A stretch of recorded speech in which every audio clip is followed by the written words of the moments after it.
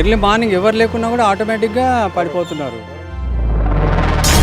కొన్ని కోట్ల నిధులు శాంక్షన్ చేస్తున్నారు, చిన్న చిన్న ప్యాచ్ వర్కులు చేస్తున్నారు, వదిలేస్తున్నారు. 3+2 పర్మిషన్ అండి. దగ్గర ఒక 5 ఫ్లోర్లు 6 ఫ్లోర్లు ఇస్తే మా దగ్గర ఎట్లుంటుంది అంటే వర్షాకాలం మోకాల కంటే ఎత్తు పోతే ఇడికి అనమాట.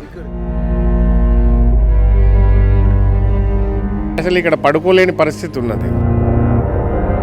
ఆ గుర్రెట్ బెక్క తీసినా కానీ అంత ఇక్కడ రోడ్డు మీద పెట్టేస్తున్నారు వాకింగ్ చేయకుండా. దాన్ని ఎవరు తీసి నాదుడు లేడు. మళ్ళీ గవర్నమెంట్ మాత్రము వేస్ట్. ఎన్నిసార్లు చెప్పినా పట్టించుకోరా.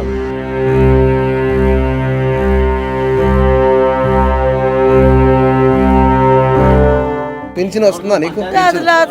ఎందుకని పెన్షన్ రాదు? సో ఇంత చిన్న ఇంట్లో మరి ఎట్లుంటున్నారు అసలు? తల్లి పిల్ల 6 మందిని. ఎండాకాలం వస్తే ఏంటి మీ పరిస్థితి? ఎండాకాలం వస్తే ఇక్కడ మీటర్ ఉంది అన్న, అక్కడే కూర్చుంటాం. అక్కడ కూర్చున్నా కూడా వాళ్ళని కూడా పట్టుకుని పోయారు.